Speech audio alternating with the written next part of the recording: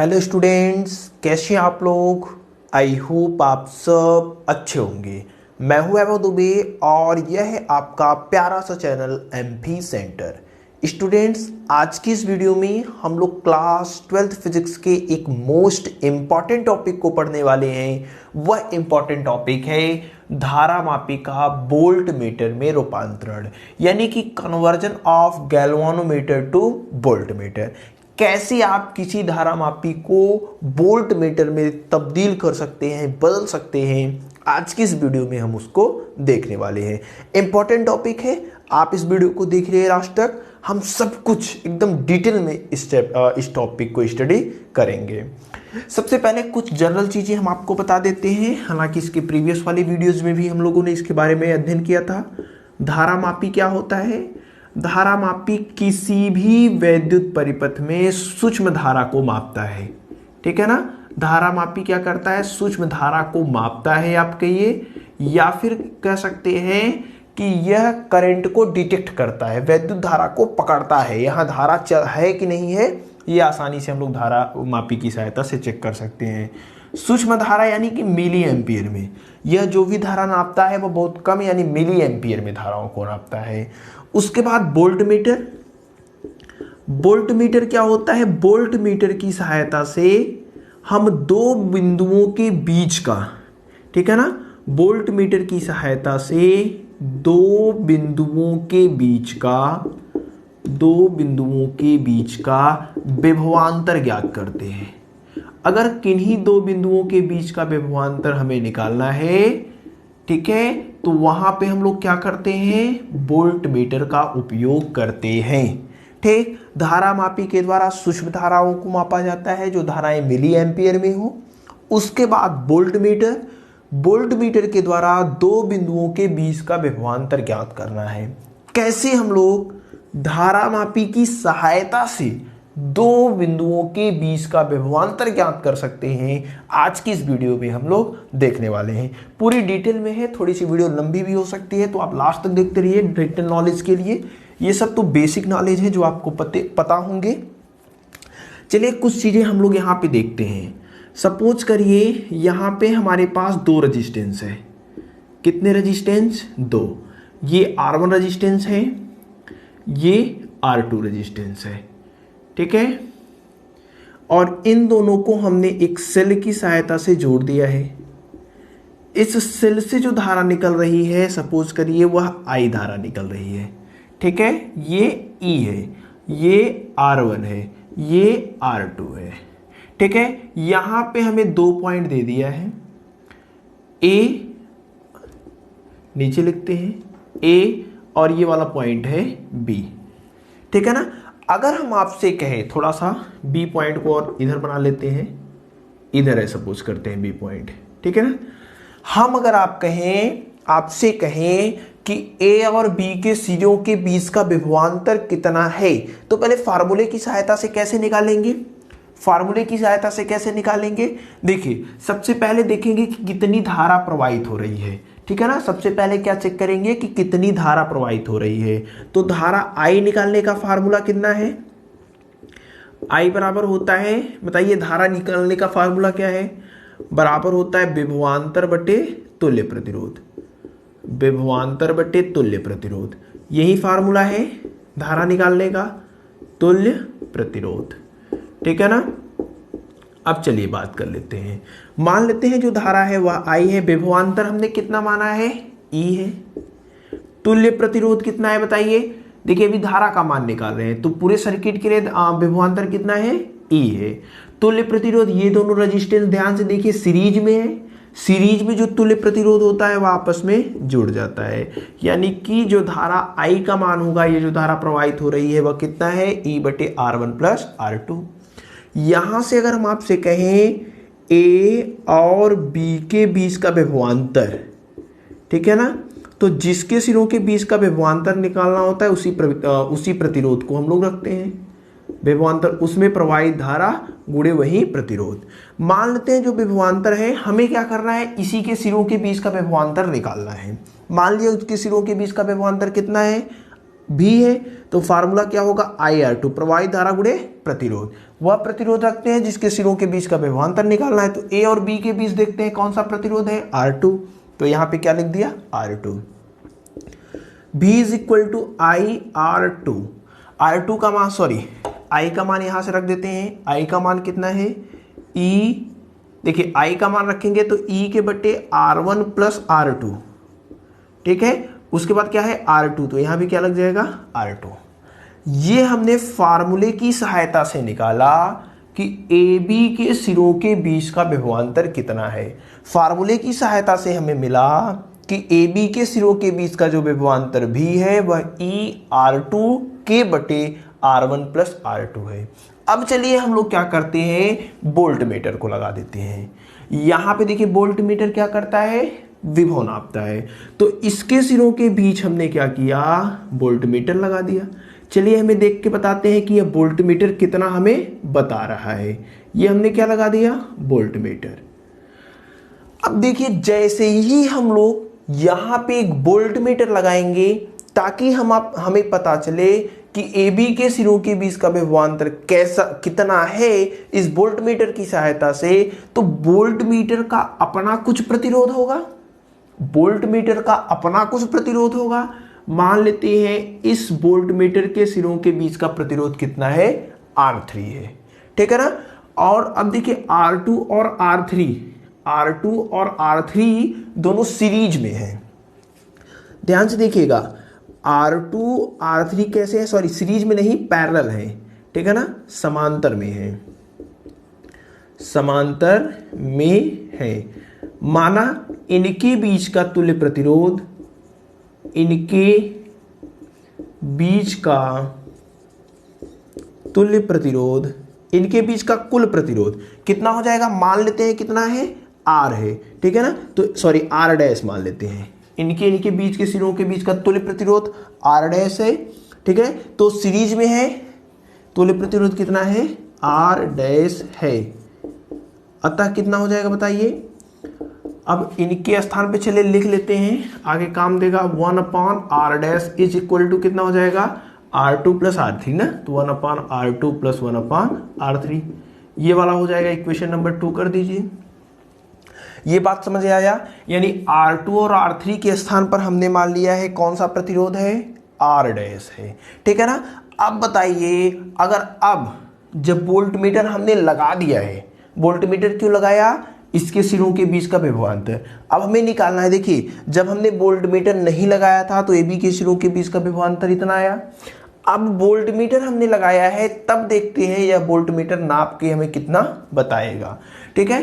तो देखिए हम कहेंगे कि अब प्रवाहित धारा, जब हमने वोल्ट मीटर लगा दिया, वोल्ट मीटर हमने लगाया तो वोल्ट मीटर का कुछ प्रतिरोध है, प्रतिरोध आ गया एक्स्ट्रा, तो धारा कम या ज्यादा हो जाएगी, ठीक है ना। अब धारा निकालते हैं। अब मान लिया जो धारा है वह कितना है, I डैश है। धारा निकालने का फार्मूला क्या है, विभवांतर। विभवांतर अब भी कितना है, E बटे कुल प्रतिरोध।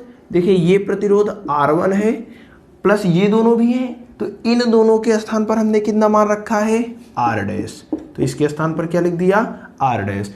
अब हमें निकालना है AB के सिरों के बीच का विभवांतर।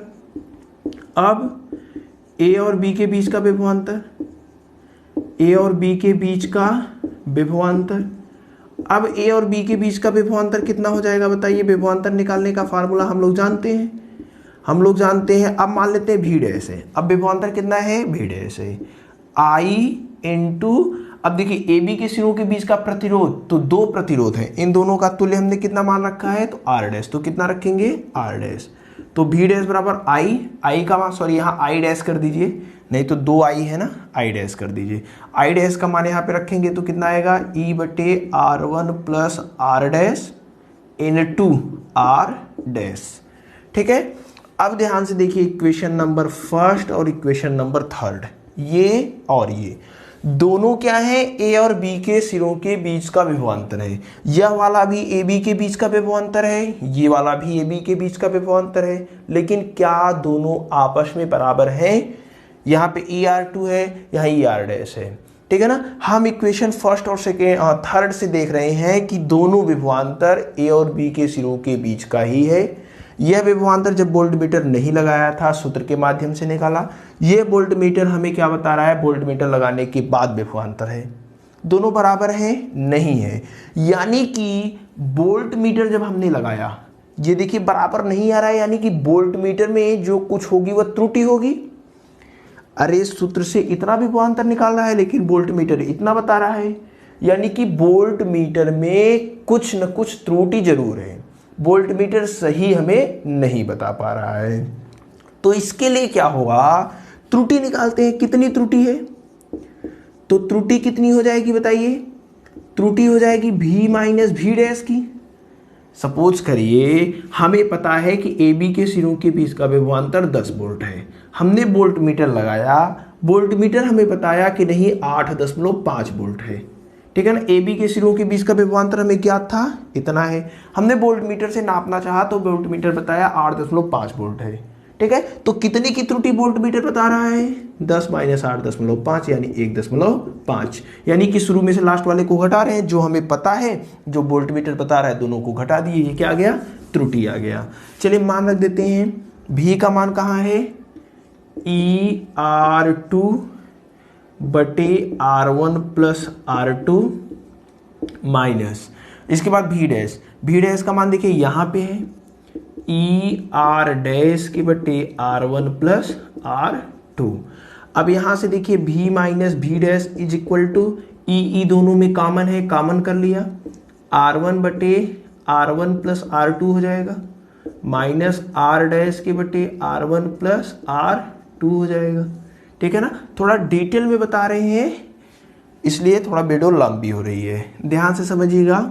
v minus V dash is equal to E. देखिए यहाँ पे तिर्यक गुणा करा देती हैं, इसका गुणा इसमें, इसका गुणा इसमें। ठीक है ना। यहाँ पे R1 R2 नहीं है, सॉरी, यहाँ पे देखिए R1 प्लस R डैश है और इधर क्या है, R1 प्लस R2 है। ER2 एक बार चेक कर लेते हैं, ER2 बटे R1 प्लस R2, हाँ सही है, माइनस ER डैश के बटे R1 प्लस R डैश। ठीक है। तो यहाँ पे देखिए ऊपर R2 बचा है, R2 लिख दिया, इधर R डैश है, R डैश। अब तिर्यक गुणा करा दीजिए, तो R2 का गुणा R1 में होगा तो कितना हो जाएगा, R1 R2। ठीक है। तिर्यक गुणा करा रहे हैं, R2 का गुणा इधर क्या है, R2 नहीं है, सॉरी, आप लोग भी ध्यान दीजिए, R2 डैश है, तो कितना हो जाएगा, R2 R डैश। अब देखिए माइनस है तो जो भी आएगा दोनों माइनस आएगा।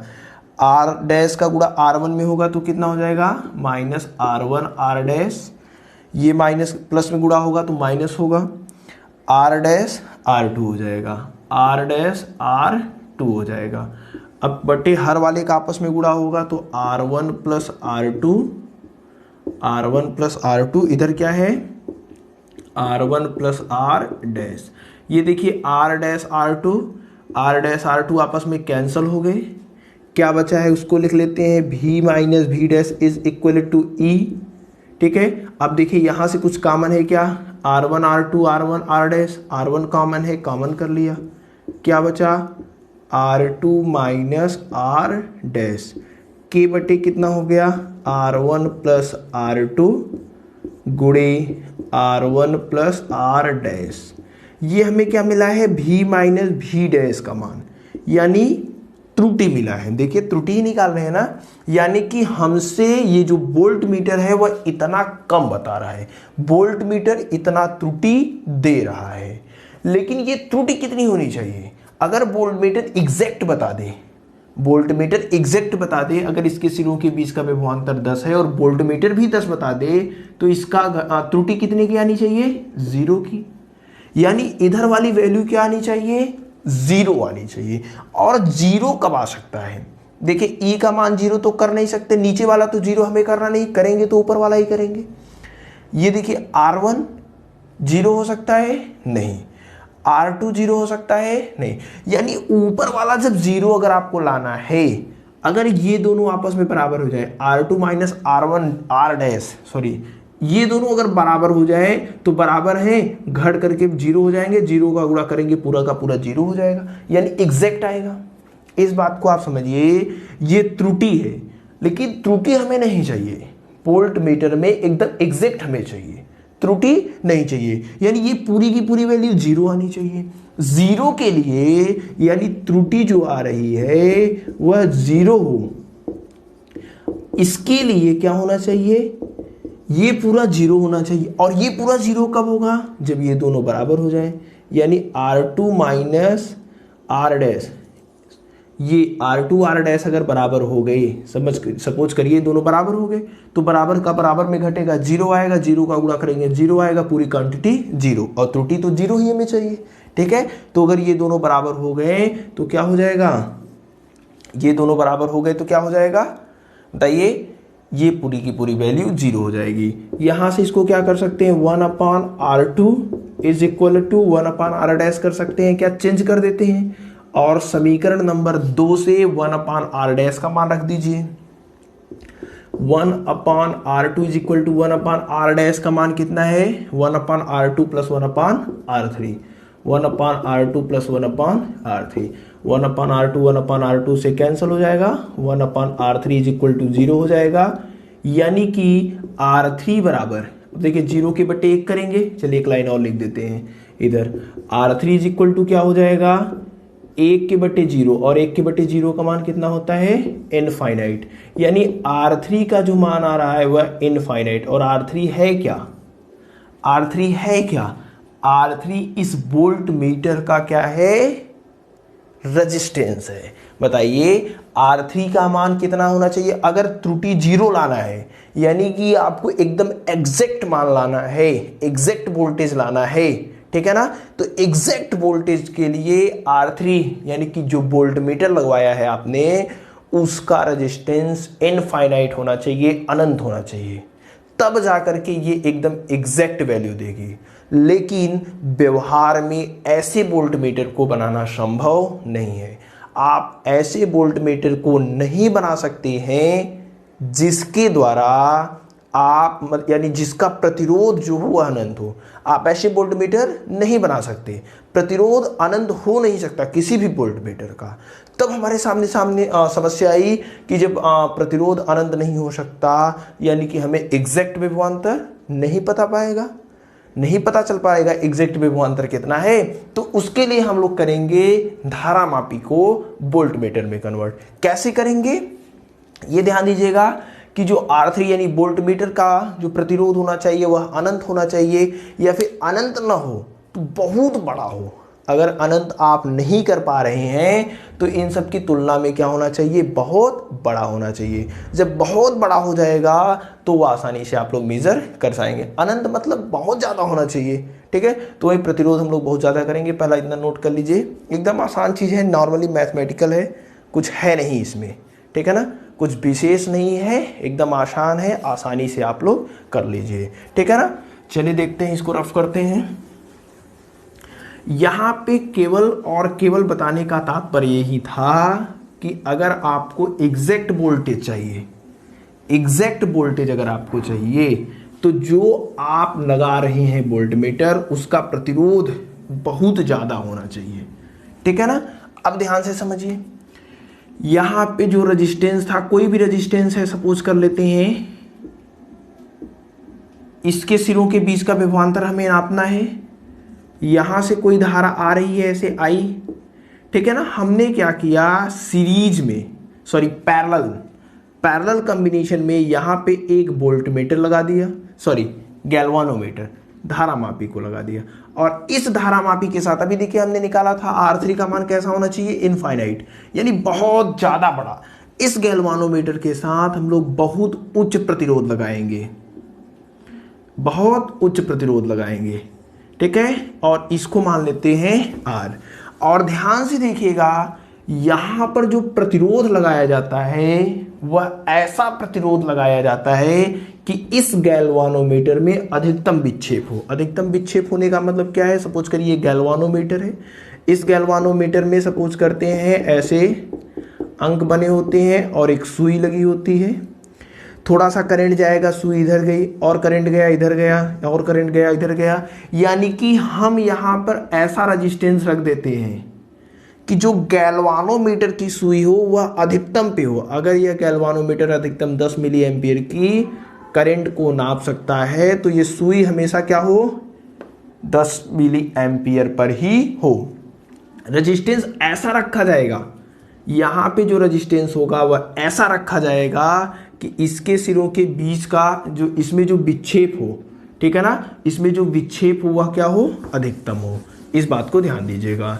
अब देखिए सपोज करते हैं इसमें जो धारा, यहाँ पे धारा दो भागों में बढ़ जाएगी, कुछ धारा इसमें जाएगा, ठीक है ना, कुछ धारा इधर जाएगी। तो इसमें जो धारा जाएगी वह कितनी जाएगी, IG। IG मतलब अधिकतम ये जितना धारा ग्रहण कर सकता है, ठीक है ना। तो IG धारा गई। सपोज करते हैं इसके सिरों के बीच का विभवांतर ये क्या है, AB है, ठीक। यहाँ पे थोड़ा स्टेट बनाइए अच्छा सा फिगर, और उसके बाद ये धारा ऐसे दोनों मिल जाएगी, यहाँ से IG धारा होते हुए बाहर निकल जाएगी। इसके सिरों के बीच का विभवांतर ये A है, B है। AB के सिरों के बीच का विभवांतर हमें क्या करना है, निकालना है। सपोज करते हैं AB के सिरों के बीच का विभवांतर कितना है, B है। अब ध्यान से देखिए इसमें कितनी धारा जा रही है, इसमें कितनी धारा जा रही है ये हम लोग कैलकुलेट कर सकते हैं। IG का मान हाँ आसानी से कर सकते हैं। ये जो गैल्वानोमीटर की सुई जितने पे जाकर के रुकेगी हम लोग जान जाएंगे।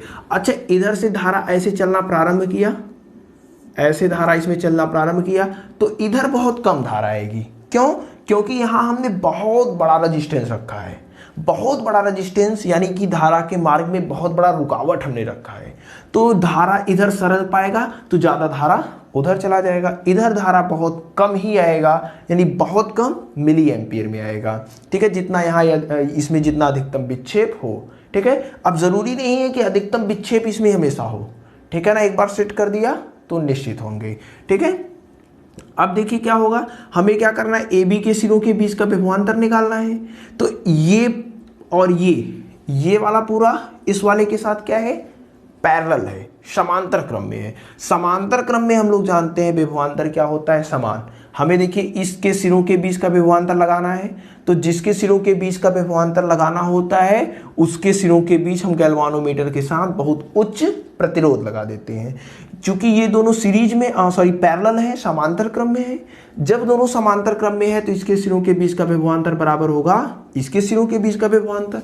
कहेंगे कि चूंकि दोनों क्या है, दोनों समांतर हैं, दोनों क्या हैं, समांतर हैं, अतः जब दोनों समांतर हैं तो इसके सिरों के बीच का विभवांतर बराबर इसके सिरों के बीच का विभवांतर, यानी VAB। AB के सिरों के बीच का विभवांतर V निकालने का क्या फार्मूला है, V बराबर I इंटू R। तो इसके सिरों के बीच का विभवांतर निकाल लेते हैं, वहीं इसके सिरों के बीच का भी विभवांतर होगा। तो इसके सिरों के बीच में धारा इसमें कितना जा रहा है, IG, जो हमें पता है, ठीक है ना। इसका इंटू R क्या रखते हैं, तुल्य प्रतिरोध रखते हैं, कुल प्रतिरोध रखते हैं ना। तो यहाँ पे देखिए दोनों क्या है, इसका इस धारा मापी का जो प्रतिरोध है वह G है, इसका R है, दोनों सीरीज में है। जब दोनों सीरीज में है तो इनका तुल्य प्रतिरोध कितना होगा, दोनों को जोड़ देंगे G प्लस R। तो AB के सिरों के बीच का विभवांतर निकल गया कि नहीं निकल गया, AB के सिरों के बीच का विभवांतर निकल गया कि नहीं निकल गया। देखिए जो इसके सिरों के बीच का विभवांतर आएगा वही इसके सिरों के बीच का विभवांतर आएगा, और उसका मान कितना होगा, IG गुणे G प्लस R, ठीक है। तो ये तरीका है, इसमें बहुत ज़्यादा कुछ लिखना नहीं है। इसके प्रीवियस वाला अगर आप लिखना चाहें तो लिख सकते हैं, ना कि नोट्स का लिंक मैं आपको डिस्क्रिप्शन में दे दूंगा, जितना लिखना है उतना लिख लीजिएगा, ठीक है। वो बाकी सब चीज़ें समझने के लिए थी। बहुत बड़ा हमें क्या चाहिए, R3 का मान, यानी कि वोल्टमीटर का जो मान आया था वो इन्फिनिटी आया था, यानी इसीलिए इसके साथ हम बहुत उच्च प्रतिरोध को जोड़ रहे हैं, ठीक है ना। तो ये तरीका है, फिगर बना करके ये आप लोग नोट कर लीजिए। ये चीज़ समझ में आया कि नहीं, कहाँ से आया, धारा गुणे प्रतिरोध, दोनों का प्रतिरोध कितना होगा, G प्लस R, क्योंकि दोनों क्या है, श्रेणी क्रम में है, ठीक है। तो ये है धारा मापी का वोल्टमीटर में रूपांतरण। आप कैसे धारा मापी की सहायता से किसी भी दो बिंदुओं के बीच का विभवांतर नाप सकते हैं, ये तरीका रहा, ठीक है। तो आई होप आज की इस वीडियो में जो चीज़ें आपको बताई गई है समझ में आ गया होगा। अगर ये वीडियो आपके लिए हेल्पफुल हो तो लाइक और शेयर करिएगा। आपसे मिलेंगे अगले वीडियो में इसके आगे के टॉपिक के साथ, तब तक बेस्ट ऑफ लक।